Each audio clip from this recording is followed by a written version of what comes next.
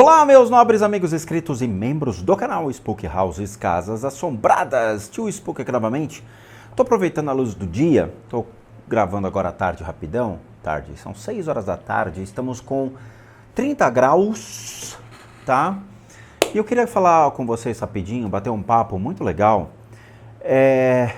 O Sr. Edson me mandou uma matéria, saiu na revista Fórum Digital, né? Nós estamos falando do nosso Internerds. Sobre médiums têm genes diferentes de pessoas normais, afirma um estudo. Eu li essa matéria, tem coisas aqui que são interessantes e tem coisas que... como é que eu posso dizer? Mostra como a ciência, ela age como uma lesma reumática em tentar buscar compreender a fenomenologia da religião e os impactos desses fenômenos sobre os indivíduos. Nos Estados Unidos, os Estados Unidos têm pesquisas muito mais avançadas, desde 2000 até os dias de hoje, sobre a questão do desenvolvimento do cérebro humano face às práticas, por exemplo, budistas. E eu vou mostrar isso. Mas essa matéria é legal para demonstrar que existe um fator que difere as pessoas que são normais de pessoas que vislumbram, então, religiões e possibilidades de criar, vamos dizer assim, uma estrutura corporal diferente. E eu vou explicar. O estudo identificou cerca de 16 mil variantes genéticas que podem impactar a função de até 7 mil genes e diferenciam as pessoas de dentro para fora. A mudança ela vai acontecer sempre dentro da pessoa, não por fora. É óbvio, você não vai ficar com mais um dedo, 3 narizes, não vai acontecer nada disso. Mas dentro acontece uma coisa diferente. Quando a gente fala sobre as doenças psicossomáticas, por exemplo, elas advêm de um pensamento que passam a ser transmutadas em um contínuo de emoções e o corpo, então, ele somatiza isso. Quando a gente faz um mecanismo inverso, eu parto do pressuposto de que eu vou blindar o meu corpo para depois trabalhar as minhas emoções e controlar os meus pensamentos. Então a estrutura corporal pode ser modificada internamente? Sim, pode. O budismo trabalha isso há 10 mil anos atrás. Então, de acordo com um estudo publicado, saiu no Brazilian Journal of Psychiatry, que nome bonito, foram 54 pessoas que foram identificadas como médiums. Eu não sei qual foi o critério pré-determinado estabelecido pelos, então, médicos para julgar o que é um médium e o que não é um médium. Ele não deixa claro, então há um erro, talvez na apresentação do trabalho ou na propositura da revista Fórum, em mostrar. Qual é o critério de amostragem? É bater nas casas e falar, ei, quem é médium, hein? Levanta a mão. Estão ocupados? Não, então vem para cá. O que pré-determina um médium? Qual foi o teste que esses médiums se submeteram para que dentro da estrutura da psiquiatria eles realmente se convencem que, realmente o cara não é doido, o cara não é maluco, o cara tem possibilidades. Então tem que mostrar os testes, tá? Então são 53, e comparou-se aos 53 seus parentes do primeiro grau considerados comuns, tá? Tudo bem. Pegaram pessoas que seriam médiums e pegaram pessoas que seriam comuns para poder fazer testes e aí predeterminou um grupo de amostragem, tá? A pesquisa foi coordenada por Wagner Farid Gattas, que é um professor do Instituto da Psiquiatria do Hospital das Clínicas, aqui da USP, e que selecionou os participantes considerados como médiums pela variabilidade positiva no acerto de suas predições e por exercerem seus dotes sem cobrar por isso. Isso aqui está errado. Eu não posso julgar uma pessoa se ele cobra ou não cobra dentro daquilo que ele se predispõe a fazer. Existem pessoas que são excepcionais médiums e que vivem disso. Existem os médiums famosos, os sensitivos famosos que vão para a televisão e que ganham dinheiro com isso. Ganhar dinheiro não predispõe ninguém. Não vai interferir na habilidade de uma pessoa. Ao contrário, isso aí não pode ser avaliado como um pressuposto para poder avaliar quem é e quem não é. Então eu vou pegar pessoas idôneas, isentas, nenhum famoso.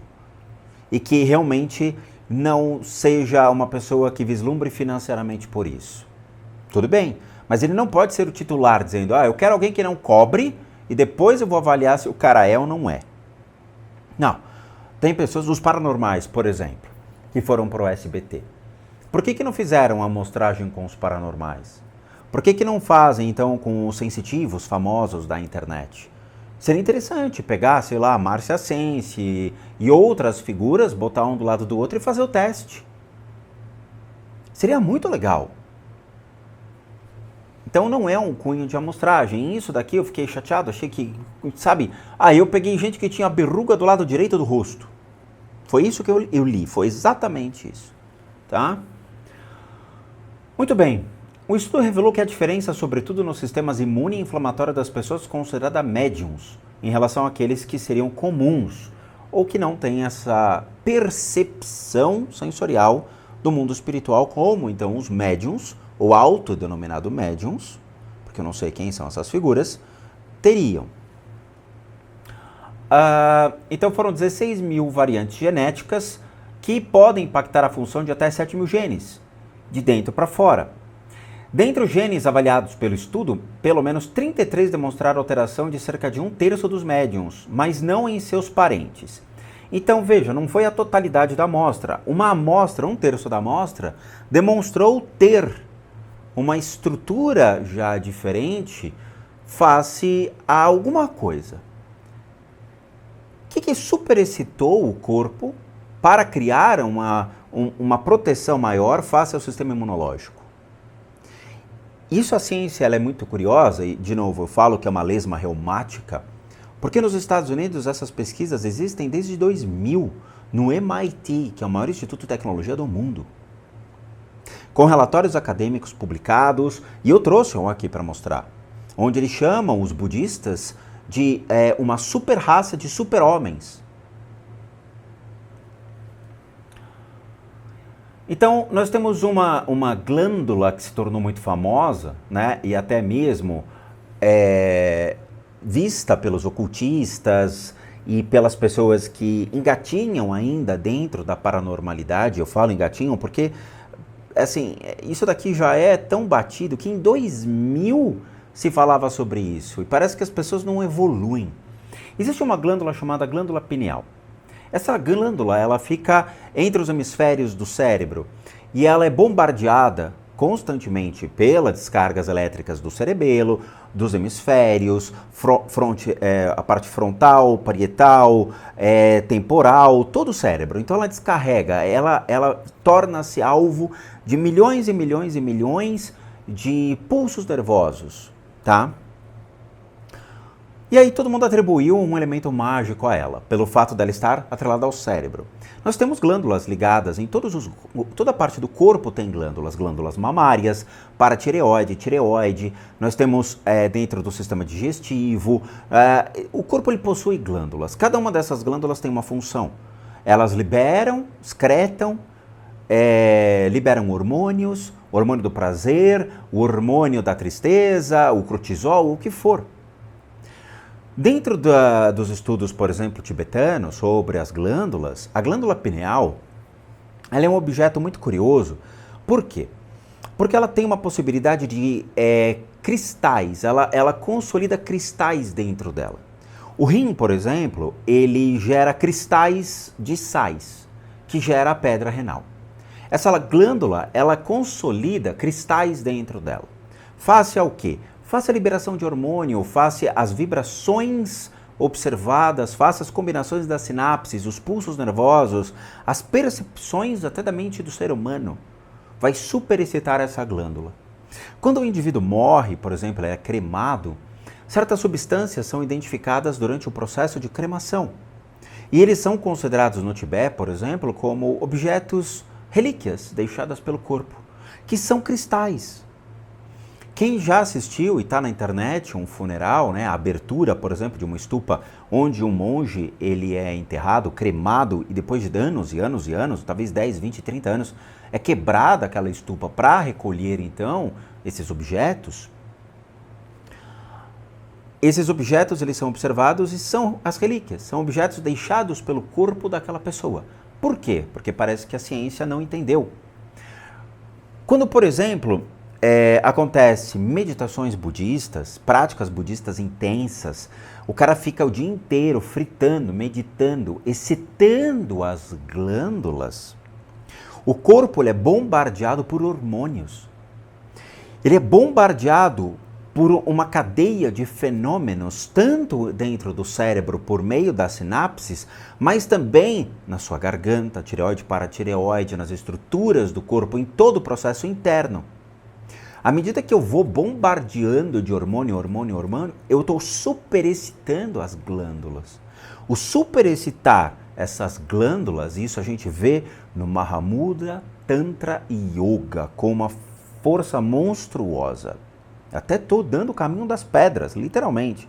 No Mahamudra, Tantra elevado, a gente vê a correção, então, do fluxo de todos os caminhos da energia, que é o fluxo do canal branco, vermelho e azul, junto aos tiglis, que fazem com que há uma superexcitação das glândulas, fazendo com que o corpo internamente ele seja bombardeado por hormônios, por sensações, por estados alterados de vibração.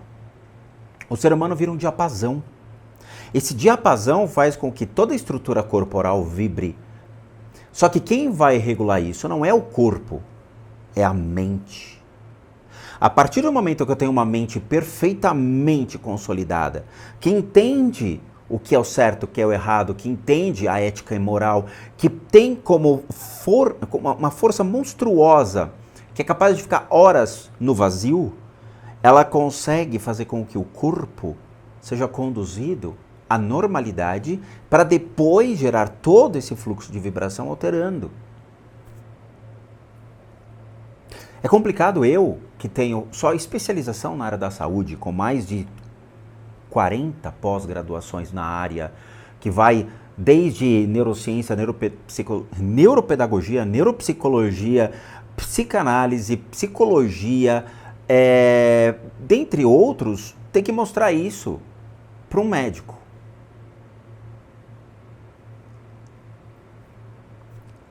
É complicado. Eu estou no budismo desde 2007, esses estudos perfazem já há muito tempo, antes de eu entrar no budismo. Então o que você tem é a superexcitação das glândulas. A glândula pineal ela não tem absolutamente nada de diferente das outras glândulas. O fato é, ela está no cérebro.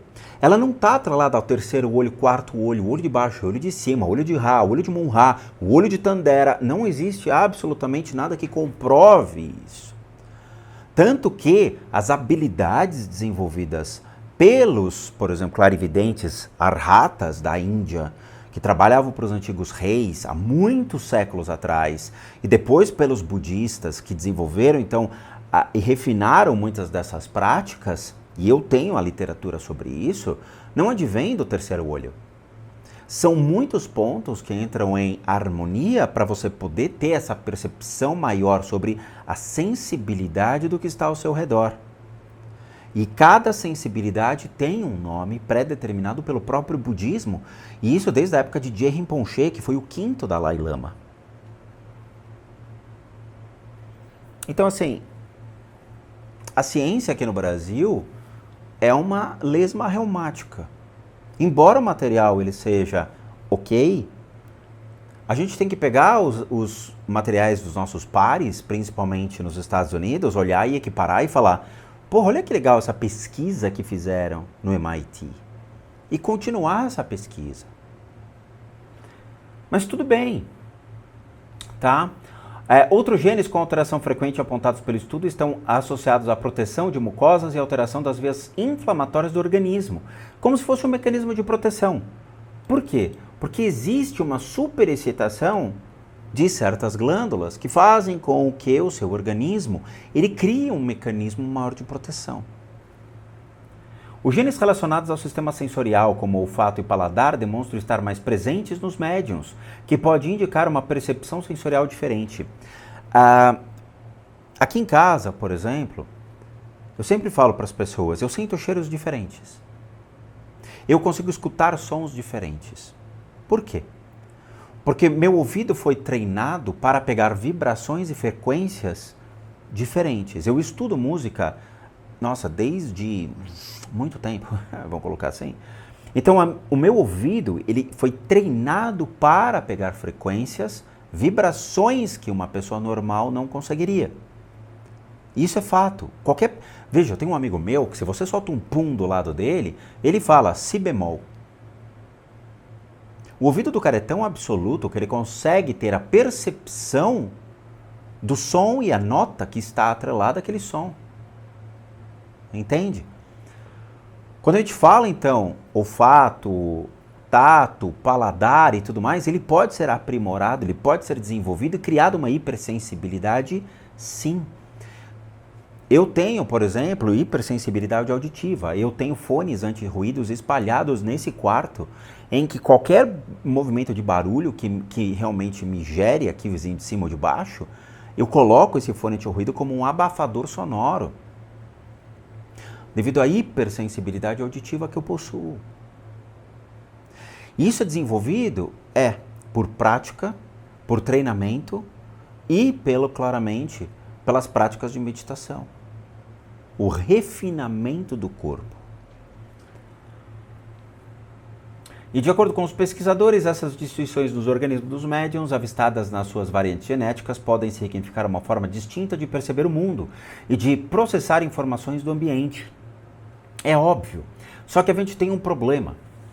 A mediunidade se parecia mais com perceber aspectos da realidade que talvez passem despercebidos a outras pessoas. Não é uma questão disso, e aí há uma falha dentro desse estudo. Se você pega a psicanálise ela trabalha com um lado fantasioso. Freud utilizou durante muito tempo a fantasia para poder justificar certos conceitos. Então Freud criava um mecanismo de fantasia para predeterminar certos aspectos do que ele acreditava ser certas enfermidades das pessoas, para trazer depois e falar como eu chego nesse conceito. E claramente ele se baseia muito na filosofia, na sociologia, nos escritores clássicos, gregos, Platão, Sócrates, pré-socráticos, em toda a parte da filosofia, lembrando que Freud era médico, para poder chegar então entre um princípio. Os médiums, eles possuem sim o mundo fantasioso deles, é óbvio. Mas esse mundo fantasioso ele não é ruim. Ele simplesmente precisa sair da realidade para colocar o cérebro dele, a mente dele, num fator elástico dentro de um princípio de crença. Coisa que uma pessoa que tem um lado racional não aceitaria. Outro dia eu falei para uma pessoa que as enfermidades dela eram psicossomáticas. Ela não entendeu. Não entendeu. Ela achou que eu estava falando sobre fantasia, sobre exatamente delírios da espiritualidade. Eu falei, não. Freud tem documentos que tratam sobre enfermidades psicossomáticas. Ela levou até uma psicóloga, a psicóloga falou, Rodrigo está certo. Então existem pessoas que nunca vão entender ou aceitar esses fatores. E é claro que o lado fantasioso da mediunidade tem limite. Achar que nós temos uma cidade que está a 500 quilômetros daqui, que tem bondinho, teleférico, nave espacial, que vem resgatar os mortos, que tem cinema, teatro, restaurante, isso daí já não é o lado fantasioso. Isso já é o lado golpista da religião espírita. Pois ela não só vai trabalhar a ideia de, existem espíritos, que é o lado, então, que ele sai de uma realidade, passando a acreditar na vida após morte, de consciências que estão ao nosso redor, e cria-se uma doutrina baseada nisso, para um lado completamente fantasioso, de Nárnia, que passa então a dar uma espécie de um golpe às pessoas. Pois ilude, engana e utiliza-se do preceito da religião para mentir às pessoas, algo não comprobatório. Então existem limites. Esses limites a gente tem que entender, reconhecer e falar, ok, eu não vou acreditar nisso, mas eu posso acreditar que existe consciências que estão trafegando aqui, que seria o princípio mais básico do espiritismo, no qual os médiuns vão utilizar-se dessas ferramentas para poder, então, ou se comunicar com os mortos, incorporando os mortos, fazendo sessões espíritas e tudo mais. E com isso, então, valida-se o princípio dessa tese. Mas Monks, Labs and Cyborgs The Plasticity of Personhood in Tibetan Buddhism. Esse daqui é baseado numa pesquisa de 2019, feita por uma pessoa chamada Lopes, que seria Ana Cristina Lopes. Porém, essa pesquisa, ela existia desde 2003, 2006, com Mingyur Rinpoche. O mesmo, então, que me iniciou numa das técnicas budistas foi o próprio Mingyur. Dentro de uma tradução, desses experimentos emerge a figura de um super-humano budista, uma expressão do potencial humano para uma vida feliz, equilibrada, livre de estresse e empática por meio, entre outras coisas, do aprimoramento e controle das emoções. Não é isso que você busca? Me diz, não é isso que você busca? Esse daqui não é a sua utopia, não é o seu mundo perfeito, não é aquilo que realmente você gostaria de ter? Com uma pequena ajuda da ciência e da circulação de produtos culturais populares, esses monges ciborgues felizes poderiam nos mostrar um vislumbre de que tipo de ser humano todos nós temos o potencial de nos tornar. Os programas e aplicativos de meditação, livros populares de budismo, podcasts, palestras e assim por diante apresentam um possível caminho para a autotransformação, apontando ao mesmo tempo para a perspectiva de um impacto mais amplo na sociedade. Isso concorda com o que o Dalai Lama propôs com a sua ideia de uma ética secular. Isso de 1999. Um projeto que tem sido diretamente associado à pesquisa sobre emoções, desenvolvida em conexão com ML Dialogue. Um tema importante na noção de ética do Dalai Lama é a compaixão, que é apresentada tanto em um nível biológico quanto no nível estendido. Tem que ser deliberadamente cultivada. Essa visão de ética fundamentada na natureza humana, em toda a sua potencialidade, não surpreendentemente encontra ressonância na própria visão de Francisco Varela, blá blá blá. Veja, esses estudos budistas, eles existem há muito tempo, onde busca-se criar uma união entre o corpo perfeito, a mente perfeita, as emoções perfeitas e o desenvolvimento das habilidades, desenvolvimento de um corpo livre de doenças psicossomáticas. Aqui nós temos diversos estudos interessantes. Mas, de novo, a pesquisa é uma ponta de um iceberg e eu não sei se ela vai dar continuidade, tá? Eu mesmo me submeto a essas pesquisas caso o coordenador, Sr. Wagner Farid Gattas, da USP, quiser, eu mesmo submeto. Não tenho problema nenhum em apresentar essas teses, esses conceitos, me submeter a testes. Não tenho problema nenhum. Eu acho que realmente a gente tem que expandir cada vez mais a ciência em pró à religião e buscar quebrar essas barreiras que foram colocadas e começar a ver as possibilidades em que essas religiões, então, podem favorecer o indivíduo. Esse é um caminho legal. Esse é um caminho dentro da existência de princípios entre a ciência e a religião. Mas ok, ele torna-se extremamente válido, mas de novo, é um engatinhar das coisas. Tá bom? Então é isso, eu agradeço de coração, muito obrigado por assistir o vídeo até agora. Como recadinhos finais, todo mundo que sabe que eu, Rodrigo, sou um terapeuta, um psicoterapeuta alternativo, sou licenciado nacional e internacionalmente por institutos que me habilitam e me capacitam para que por meio de técnicas complementares a gente possa complementar a medicina e não substituir. Complementamos junto aos tratamentos das enfermidades física, emocional e mental, bem como as limpezas de casa e as análises de casas. E para aqueles que querem passar por isso, devem encaminhar um e-mail para limpezadecasas@gmail.com e lá vocês vão obter todas as devidas informações, bem como os respectivos valores. Sim, eu cobro por quê? Porque eu sou um profissional das práticas integrativas complementares. Para aqueles que querem ajudar o canal, nós temos 3 formas de donation, PayPal, seja membro, valeu. Os 3 encontram-se aqui abaixo, basta você clicar em qualquer uma desses linkzinhos, vai ser levado a uma página que você pode doar o valor que você quiser ou puder, ou nosso site, casasassombradas.com.br, com muita coisa legal para vocês. Vejo vocês nos próximos vídeos e bons sustos a todos nós.